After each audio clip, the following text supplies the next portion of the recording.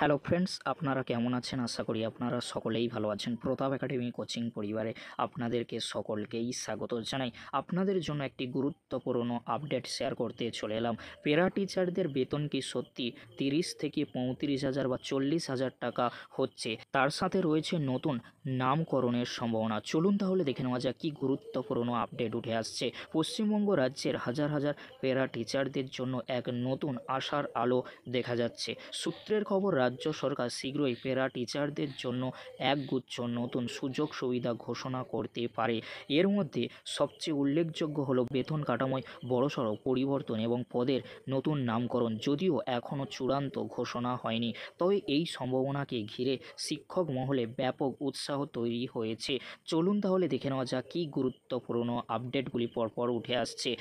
সবচেয়ে বড় যে পরিবর্তনের সম্ভাবনা তৈরি হয়েছে তা হলো প্যারা টিচার পদের নতুন নামকরণ। প্রস্তাবিত নাম হলো অতিরিক্ত সহকারী শিক্ষক। এই নাম পরিবর্তনের পিছনে একটি কৌশলগত কারণ থাকতে পারে বলে মনে করা হচ্ছে। শিক্ষার অধিকার আইন অনুযায়ী নতুন করে প্যারা টিচার পদে নিয়োগে বিধি নিষেধ কিন্তু রয়েছে। তাই এই নতুন নামকরণের মাধ্যমে রাজ্য সরকার চাকরি হারানো 26,000 শিক্ষক ও কর্মীদের পুনরায় নিয়োগের একটি বিকল্প পথ খোলা রাখতে চাইছে বলে জল্পনা চলছে। বেতন কাঠামোয় বড় পরিবর্তনের সম্ভাবনা কি রয়েছে? সবচেয়ে আকর্ষণীয় প্রস্তাবটি হলো প্যারা টিচারদের বেতন কাঠামোয় আমূল পরিবর্তন।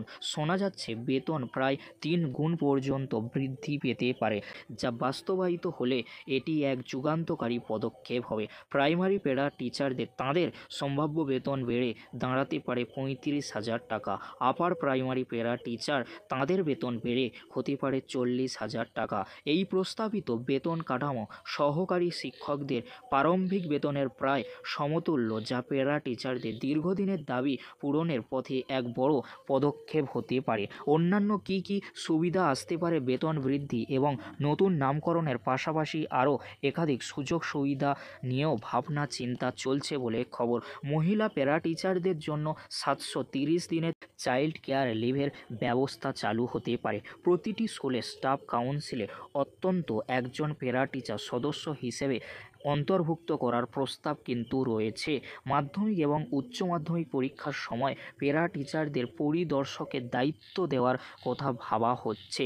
জেনারেল এবং মিউচুয়াল ট্রান্সফারে বহু প্রতীক্ষিত দাবিটিও পূরণ হতে পারে। প্যারা টিচারদের জন্য একটি পৃথক সার্ভিস রুল এবং সার্ভিস বুক তৈরির সম্ভাবনাও উজ্জ্বল। এই সমস্ত প্রস্তাবনার বাস্তবায়ন চূড়ান্তভাবে নির্ভর করছে সরকারি সিদ্ধান্তের ওপর। বিশেষ করে 26,000 চাকরি বাতিলের মামলাটির পুনর্বিবেচনা সুপ্রিম কোর্টে বিচারাধীন থাকায় পুরো বিষয়টি আরও জটিল। তবে যদি এই প্রস্তাবগুলি সত্যি হয়, তবে এটি রাজ্যের প্যারা টিচারদের সামাজিক ও অর্থনৈতিক মর্যাদাকে এক নতুন স্তরে উন্নতি করবে এবং তাদের কর্মজীবনে এক নতুন দিগন্ত খুলে দেবে। চূড়ান্ত ঘোষণার জন্য এখন শুধু সময়ের অপেক্ষা। এই ছিল গুরুত্বপূর্ণ আপডেট আজকের এতটুকু। পরবর্তীতে আপনাদের জন্য খুব তাড়াতাড়ি পরবর্তী আপডেট নিয়ে ফিরছি। ভিডিওটি দেখার জন্য আপনাদেরকে অসংখ্য ধন্যবাদ।